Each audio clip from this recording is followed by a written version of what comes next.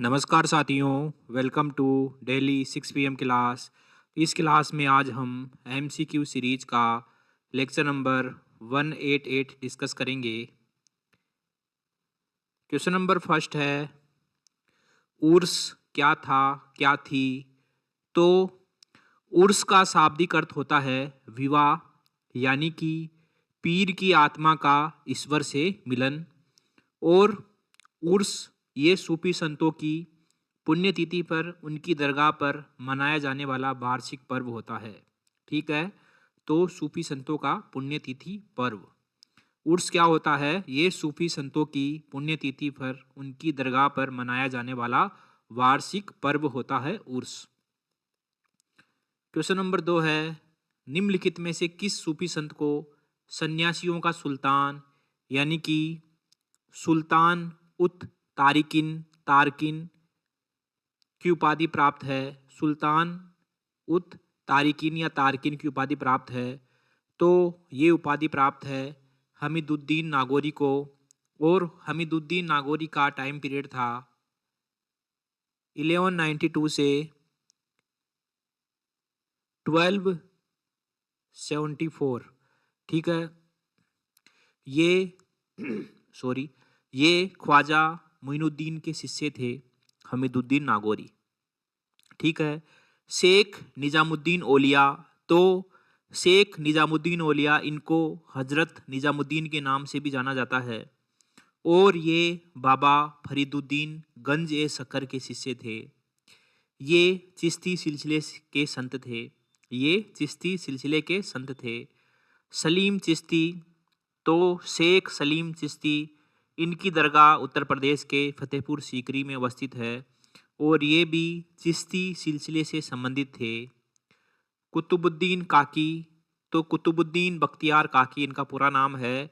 इनकी दरगाह दिल्ली में अवस्थित है और ये भी चिश्ती सिलसिले के संत थे।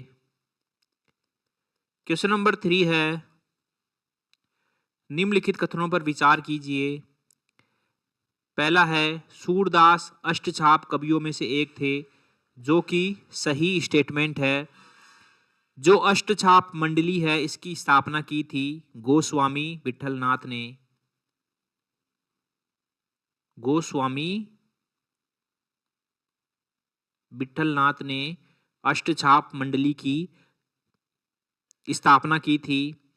और इसमें 8 कवि थे, जिनमें से 4 कवि तो उनके पिता वल्लभाचार्य के शिष्य थे और 4 कवि विठलनाथ के शिष्य थे।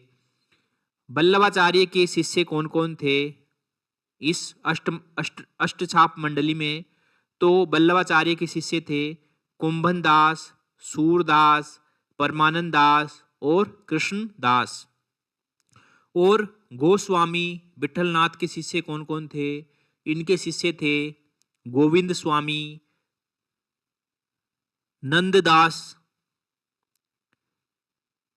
नंददासो, चित्त स्वामी, चतुर्भुज दास। फिर से बोलता हूँ, गोस्वामी विठलनाथ के शिष्य गोविंद स्वामी, नंददासो, चित्त स्वामी और चतुर्भुज दास। ठीक है, तो पहला सही हो गया। दूसरा है, मीराबाई ने राग गोविंद और नरसिंह जी का मायरा की रचना की, जो कि सही स्टेटमेंट है। मीराबाई की भाषा थी राजस्थानी मिश्रित ब्रिज भाषा। और मीराबाई की प्रमुख रचनाएं हैं नरसिंह जी का मायरा, राग गोविंद, राग सोरठा, मलार राग आदि। ठीक है, तो दूसरा भी सही हो गया। तीसरा है, कीर्तन घोष की रचना शंकर देव ने की थी। तो जो ये तीसरा स्टेटमेंट भी सही है कि कीर्तन घोष की रचना शंकर देव ने की थी।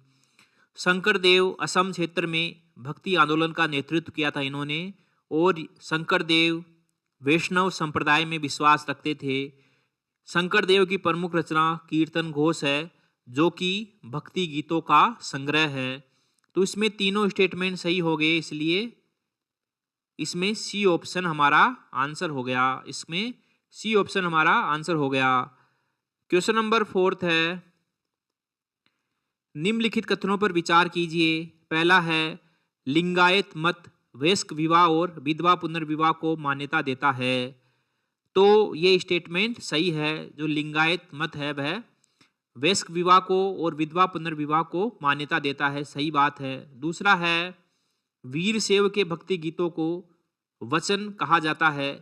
ठीक है, तो ये भी सही स्टेटमेंट है। जो वीर शैव के भक्ति गीत है, जो लिंगायत के भक्ति गीत है, उनको वचन कहा जाता है। और तीसरा है लिंगायत मत पुनर्जन्म के सिद्धांत को स्वीकार करता है, जो कि गलत बात है। लिंगायत मत पुनर्जन्म के सिद्धांत को अस्वीकार करता है। लिंगायत मत का मानना है कि जो है वीर शैव जब एक बार मर जाता है, उसकी मृत्यु हो जाती है, तो उसके बाद वह भगवान शिव में विलीन हो जाता है। तो इसलिए 1 और 2 सही है और तीसरा गलत है। इसलिए डी ऑप्शन हमारा आंसर हो गया। क्वेश्चन नंबर 5 है पुरी के जगन्नाथ मंदिर के विषय में निम्नलिखित कथनों पर विचार कीजिए। तो पहला स्टेटमेंट है यह एक विष्णु मंदिर है, एकदम सही बात है। जो पुरी के जगन्नाथ मंदिर है, इसमें भगवान जगन्नाथ विराजमान है। तो जो भगवान जगन्नाथ है वे विष्णु के एक अवतार है, तो इसलिए पहला स्टेटमेंट सही है। दूसरा है इसमें विष्णु के साथ लक्ष्मी और शेषनाग की मूर्तियां हैं, जो कि गलत स्टेटमेंट है। पुरी के जगन्नाथ मंदिर में इसके गर्भगृह में भगवान जगन्नाथ, उनकी बहन सुभद्रा और उनके भाई बलराम की मूर्तियां हैं और ये लकड़ी की बनी मूर्तियां हैं। ठीक है, इस मंदिर का निर्माण पूर्वी गंग वंश के शासक राजा अनंत वर्मन चोड़ गंग देव के द्वारा करवाया गया था। अनंत वर्मन चोड़ गंगदेव,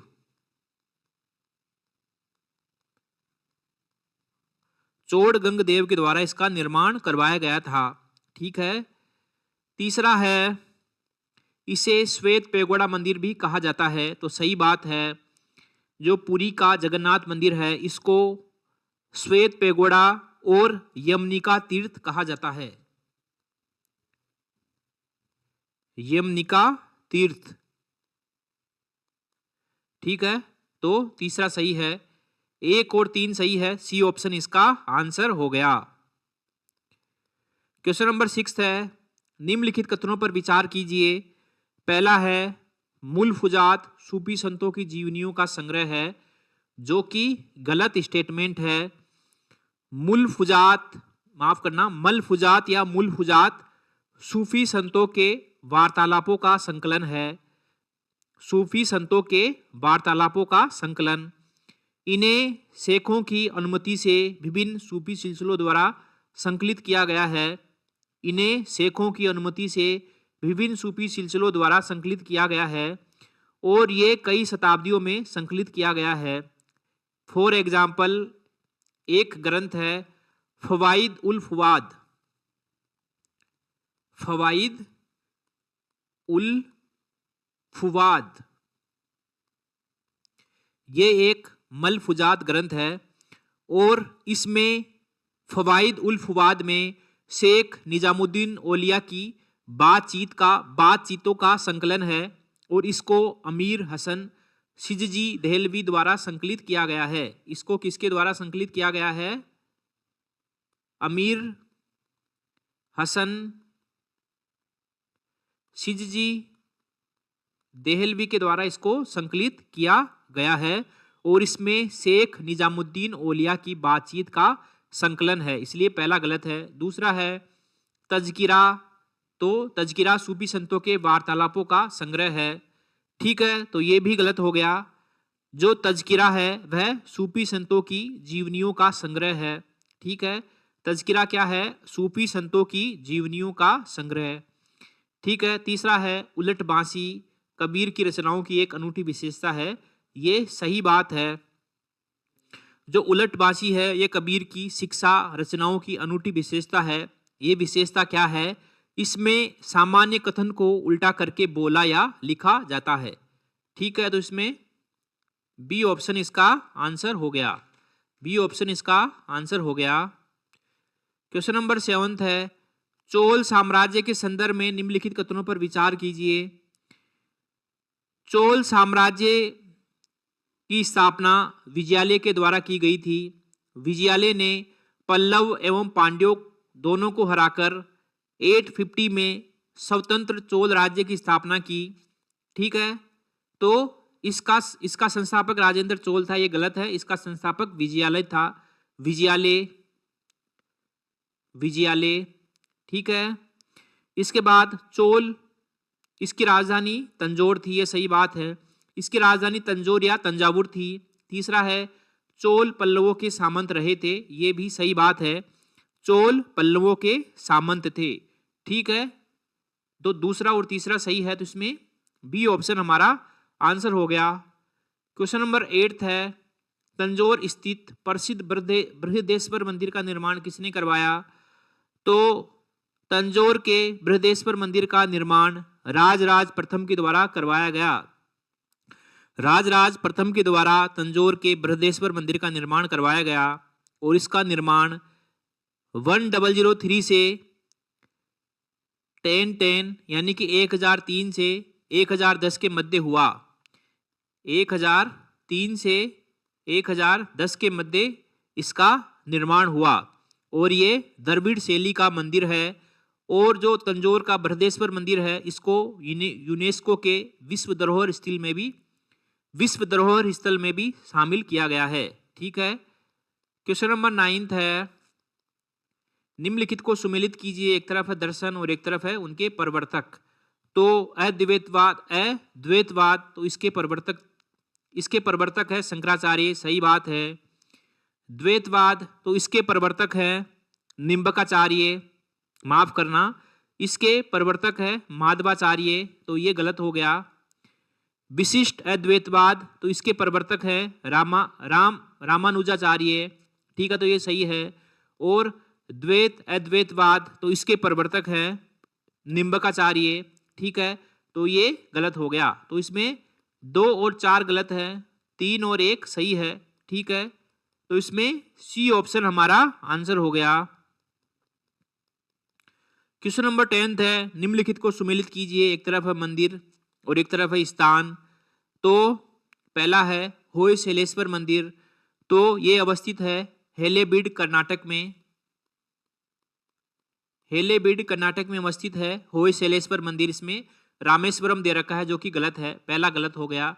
दूसरा है काशी विश्वेश्वर मंदिर, तो ये लक्कुड़ी कर्नाटक में अवस्थित है, सही है। और विरूपाक्ष मंदिर, तो ये पट्टादकल कर्नाटक में अवस्थित है, पट्टकल या पट्टादकल कर्नाटक में अवस्थित है। तो दूसरा और तीसरा सही है, पहला गलत है। तो इसमें सी ऑप्शन हमारा आंसर हो गया। इसी के साथ MCQ सीरीज का लेक्चर नंबर 188 यहीं समाप्त होता है। मिलते हैं अगले लेक्चर में, तब तक के लिए थैंक यू वेरी मच।